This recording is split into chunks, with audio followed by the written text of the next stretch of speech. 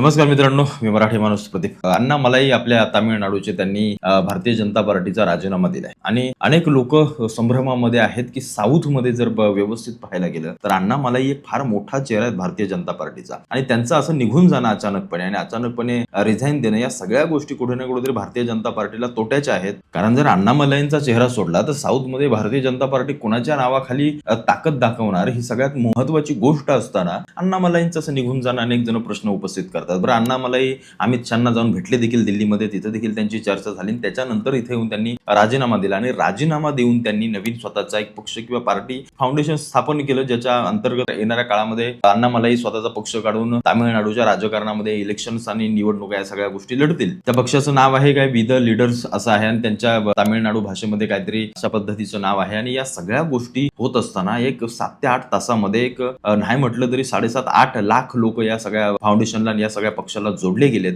पण अण्णामलाईंना हा पक्ष काढण्याची गरजच का लागली? काय नक्की याच्या मागचं राजकारण आहे? खरंच का अण्णामलाईंना भारतीय जनता पार्टीनं राजीनामा द्यायला एवढं म्हणजे त्यांनी ऍक्सेप्ट केलंच कसं? कारण साऊथमध्ये एवढा मोठा चेहरा असताना अमित शहा आणि नरेंद्र मोदींसारखी लोक काय एवढी येडी नाहीयेत की त्यांना एवढा चांगला माणूस ते सोडून देतील. कारण हा उच्च शिक्षित अशा अण्णामलाई आहेत, स्वतः IAS आहेत आणि त्याच्यामुळेच उच्च शिक्षण असणारा एकमेव नेता साऊथचा जर आपल्याला सोडायचा असेल तर कुठे ना कुठेतरी या लोकांनी विचार केला असता. एवढ्या सहजरित्या काय अण्णामलाईंना जाऊन दिलं नसतं. आज तुम्ही साऊथचा जर राजकारणाचा भाग बघाल तर तिथं स्थानिक पार्ट्यांना जास्त करून महत्व दिलं जातं. काँग्रेस ही जी तिथं काही पाळमुळं रोवून बसले ती फक्त मुसलमानांच्या मतांवरती, कट्टरवाद्यांच्या मतांवरती फक्त तिथं येऊन बसले. त्याच्यामुळं साऊथमध्ये जर तुम्ही बघितलं तर हिंदू कट्टरतावाद किंवा हिंदू अशी एक महत्वाची भारतीय जनता पार्टी सारखा एक मोठा पक्ष आपल्या देशाचा तो तिथं घुसत नाही किंवा तो तिथं तिथली लोक त्यांना डोक्यावरती घेत नाहीयेत. कारण तिथं काय झालं माहितीये का, साऊथमध्ये तुम्ही व्यवस्थित पाहाल, आज जसं आपण आपल्या महाराष्ट्रामध्ये पाहतो, आपले जिथले स्थानिक पक्ष शिवसेना सोडला तर आपल्याकडे एवढा मोठा कुठला स्थानिक पक्ष नाहीये. पण महाराष्ट्राने कितीदा शिवसेनेच्या हातामध्ये सत्ता दिली, पण तिथली साऊथची लोक आहेत ना ती तिथल्या स्थानिक पार्टींनाच सहसा सत्ता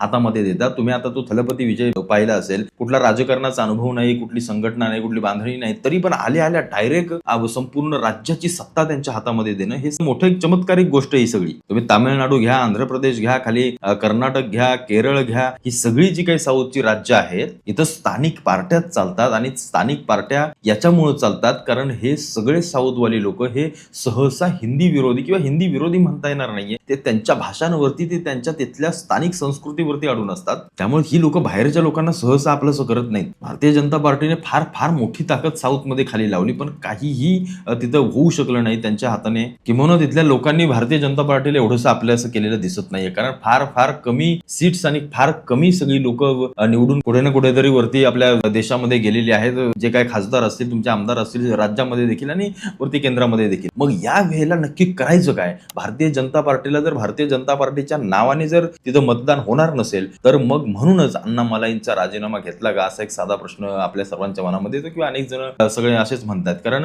अमित शहांनी एक फार महत्वाची खेळी खेळले अण्णामलाईंच्या आडून, की जर येणाऱ्या काळामध्ये अण्णामलाईंची स्वतःची पार्टी त्यांनी काढली आणि जर तिथल्या साऊथच्या लोकांनी किंवा तिथल्या स्थानिकांनी जर अण्णामलाईंना, कारण एक गोष्ट लक्षात घ्या, भारतीय जनता पार्टीच्या नावापेक्षा जर तिथली स्थानिक पार्टी अण्णामलाईंनी काढली तर त्याला निश्चित आणि त्याला काहीही केल्या तिथल्या लोकांचा पाठिंबा जास्तच मिळणार आहे, ही गोष्ट एक लक्षात ठेवा. आणि त्याच्यामुळेच अमित शहांनी अण्णामलाईंना सरळ सांगितले की तुम्ही पार्टी काढा, कारण भाजपचं तिथं काही चालणार नाही. आणि शेवटी एक गोष्ट लक्षात घ्या, ती जशी आपण म्हणतो, अनेक जण म्हणतात बी टीम सी टीम भाजपची, तशाच पद्धतीने अण्णामलाईने या सगळ्या गोष्टी केलेल्या दिसतात. कारण जर तिथल्या लोकांनी येणाऱ्या काळामध्ये अण्णामलाईंच्या हातामध्ये सत्ता दिली किंवा सत्ता जरी दिली नाही आणि जरी जास्तीत जास्त सीट जरी मिळाल्या तरी येणाऱ्या पुढच्या निवडणुकीमध्ये जेव्हा आपलं केंद्राचं इलेक्शन होईल आता येणाऱ्या काळामध्ये पंतप्रधान पदाचं, त्यावेळेला अमित शहांना माहिती आहे की या तामिळनाडूतल्या अनेक जागा आपल्याला फार महत्वाच्या आहेत. भारतीय जनता पार्टी आता काम अशा पद्धतीने करते की जिथं जिथं ज्या राज्यांमध्ये आपल्याला कमी जागा मिळाल्यात, कमी सीट मिळाल्यात, तिथं काय करता येईल.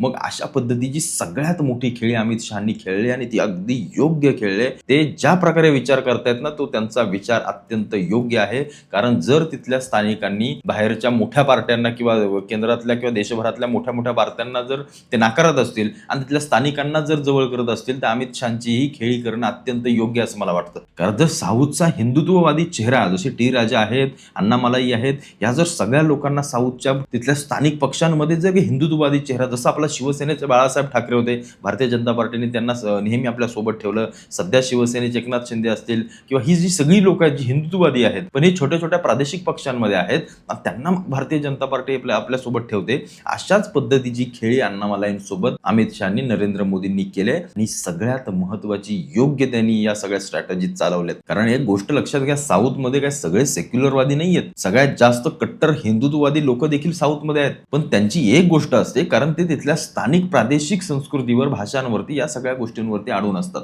त्याच्यामुळे त्यांना तिथला स्थानिक पक्षच लागतो आणि त्याच्यामुळे भाजप असो कोण बाकीचे कोण काँग्रेस बिंग्रेस असो ते सहसा त्यांना जवळ करत नाहीत. आणि त्याच्यामुळे जी सगळ्यात महत्वाची अण्णामलाईंच्या चेहऱ्याची खेळी अमित शहानी खेळले. कारण लोकांना तिथल्या साऊथच्या देखील माहिती आहे की अण्णामलाई फार मोठं एक नाव आहे, एक चांगलं नेतृत्व आहे. ते फक्त भाजपमध्ये असल्यामुळे लोकांनी त्यांना आतापर्यंत नाकारलं होतं. आता येणाऱ्या काळामध्ये नक्की काय होतंय पुढच्या इलेक्शनमध्ये, अण्णामलाई कशी जादू दाखवते ते आपल्याला येणारा काळ सांगेल. पण जी काही भारतीय जनता पार्टीनं खेळी खेळले, येणाऱ्या काळामध्ये तामिळनाडू असो, आजूबाजूची बाकी साऊथची राज्य असो, ही सगळी राज्य हळूहळू भाजप आपल्या हातामध्ये करू शकतं अशी एक ताकद दिसते आणि ती आपल्याला येणाऱ्या काळामध्ये कळेलच.